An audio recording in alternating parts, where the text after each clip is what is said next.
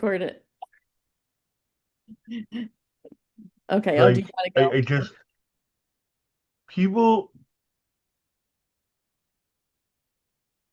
before I took any classes, I said yoga is this, this, and this. I didn't know what it was, but I had a brain that said this is what you can expect. Hmm. Now, how can I do that when I've never seen a yoga class? Hmm. Okay. So going through it, you almost wish that somebody could just look through a peep door and go, wow, this is what he was seeing while he was doing this class. Uh-huh. And it would be a different response by so many. Yeah. Like you just want to grab them into a class and have them stand around there and go, okay, here you go. You can watch this. You can never tell anybody what you saw, but this is what you were seeing. Yeah. I know. And I tend to teach Um, yoga different than everyone. I think I just, like I was saying earlier, I just want us to love ourselves more. And that was the one message I got when I was having my near-death experience, the out of body. And so I was on mhm, the operating table and they were arguing, the doctors were arguing about if they should amputate my leg. And my doctor was crying and said, "No, I think she's strong enough. She's going to come back." And the message I got was, what about you? Like, because I always was doing everything for everyone else. And I thought I loved myself. I thought I loved others, right? But and so when I came back and all I could really do, I was really quiet. I couldn't say any words. I could say no. That's what I could get out. But inside, I was just sitting my leg and myself, love, love, love, love, love, right? And I didn't know what it would lead to. I didn't, and I always have loved doing yoga. So when my speech therapist, she kind of like you with the Legos, my speech therapist said, "Okay, what do you love? Like, what have you always loved doing? Let's get you back into that." And I was like, "Yoga." And of course, ski racing, but yoga. And she's like, "Okay, let's find a yoga program." I'm like, "I can't really do yoga like I used to do yoga." And she's like, "We're going to find another program." And that's how we actually found the Love Your Brain. And the first Love Your Brain program I was in person, and I was in a wheelchair. And talk about having to navigate and get down there and find my way, all of that. yeah, So, but I kept no, going. I get it. I got out of my wheelchair and and I started to find my words, within me.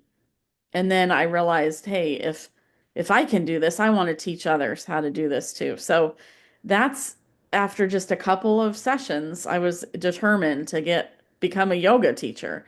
And I had so many people that told me, you can't do this. Like, one, you can't even do the poses. And two, you don't even have the words.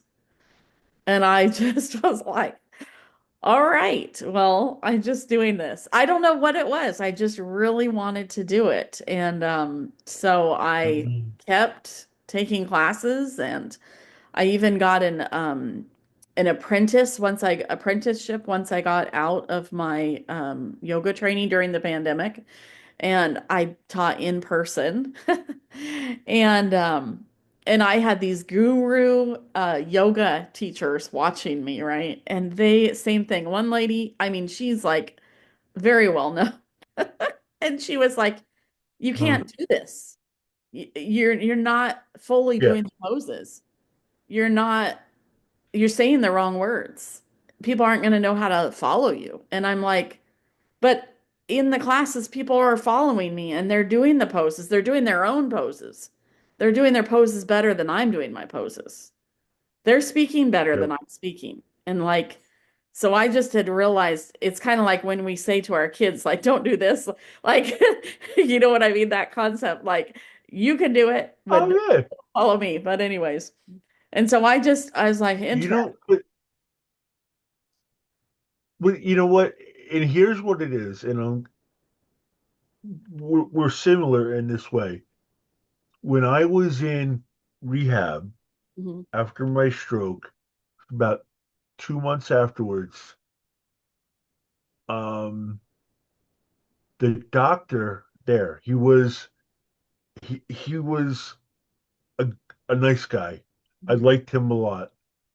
Um, he came in and we were talking. He would talk to us, talk to everybody like once a week. Hmm. And he looked at me and he said, "You'll never walk. You're not going to get out of that wheelchair." Hmm. And he said that to me. And then he walked out of the room, Mm. didn't say another word. Hmm. And you know what? Excuse my language. It pissed me off. Yeah. Don't tell me I can't walk again. Right. Don't tell me. No.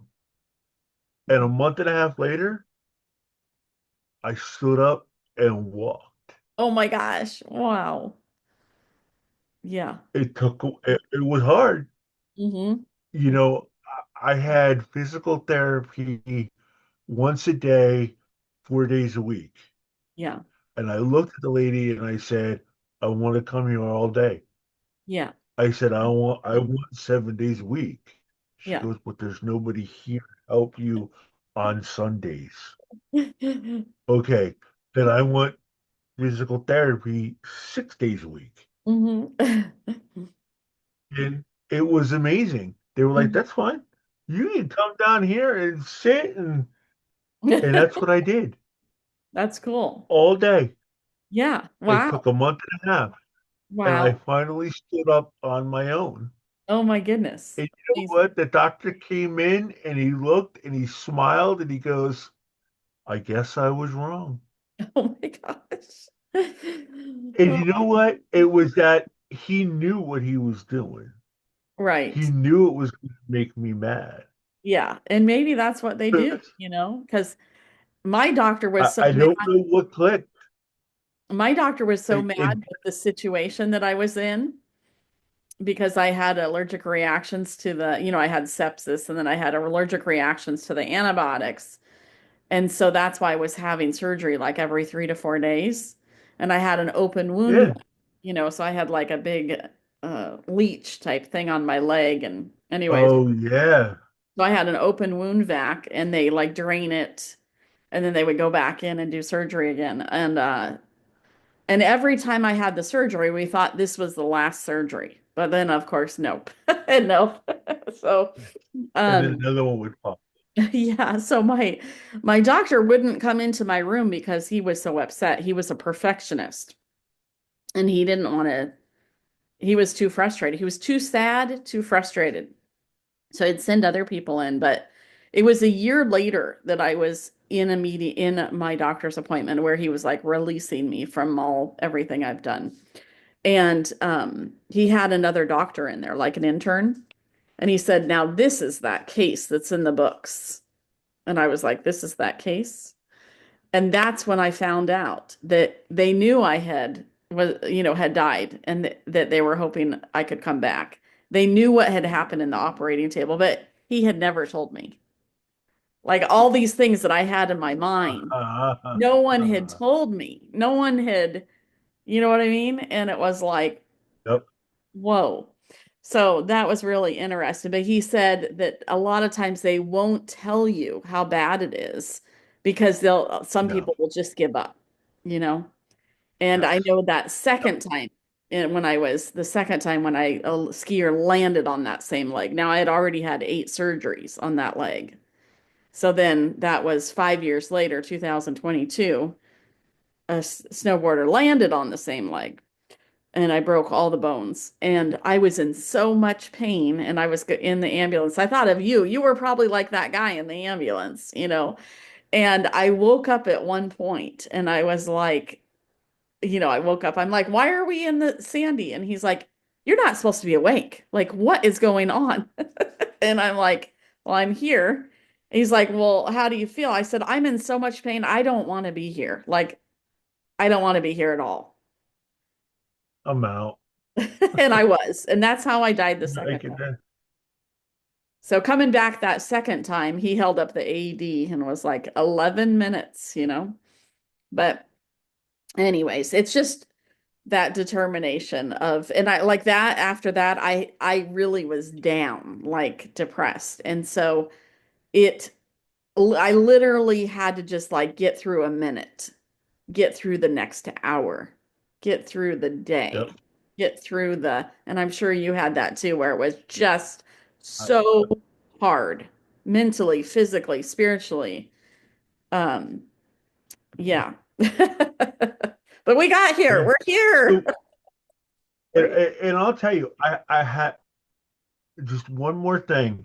hmm You know, you made me remember is going through the depression and being down and everything like that. And I was looking for a way to beat the depression. I was there, but it was like I was inside looking out and I couldn't get out of the little ball of depression. I couldn't hmm get through that hmm where I am. And I knew the only way I knew when my wife was mad is when she spoke fast Spanish. I mean, you know the angry Spanish lady, the way they talk in Spanish, Yeah. Uh-huh. okay? Uh-huh. That's the only way I know when my wife is mad at me, Uh-huh. truly mad at me. Uh-huh. She would sit in my room and I'd be depressed, and she would sit there looking at her book, going, and that's what got me out. Oh my gosh. I'd be sitting there and I'd be so upset, and Uh-huh. she'd be talking Spanish, and I'd be like, oh, okay. And Uh-huh. like you said, you come out, and then it starts coming, and she would start again. Uh-huh. She knew, Uh-huh. and that's what got me. That was helped Uh-huh. got me out of that depression Yeah. for however long it was. I have no idea how long it really was. Yeah. Yeah. But when I was able to snap out of it, Yeah. that's when, like you, I looked at it as I don't have the disability phase was stopped here, Yeah. and suddenly we're in the new ability phase. Abilities. Exactly. Yeah. Yeah. And it's like that. Just like you were saying. Yeah. Like take that word, disabilities, and take that and just diss it. Yeah. Diss it And away. all of a sudden they And say, then you oh, have these ability. are your new, this is your new ability. Yeah. Right. And that's where I am. I have my abilities. Yeah. This is We what have I these can do. abilities where we get to see things from a different perspective than we ever imagined. And oh, it's amazing. And you probably have friends too. I have friends that are like getting ready to retire and they're all afraid of dementia and losing their words and all this stuff. And I'm like, hello, Yeah. it's not the end of Yeah. the They're world. like, well, eh, I'm not going to be working. Dude, I haven't been working for 3 years. Yeah. I haven't worked a job in 3 years. I went from working 5 jobs to doing nothing. Wow. Yeah. Yeah. Yep. Even my kid asked me. My kid came. He says, "Are Mhm. you okay, sweetie?" I'm fine. Uh-huh. I'm fine. Yeah. I get bummed sometimes. Like, yeah, Yeah. no, I'm home. Oh no, Yeah. I'm fine. Yeah. You know. So Yep. it's just a new world. It's A a new new world, world, a and new it's a way. better one. And And leading it's a with, better world.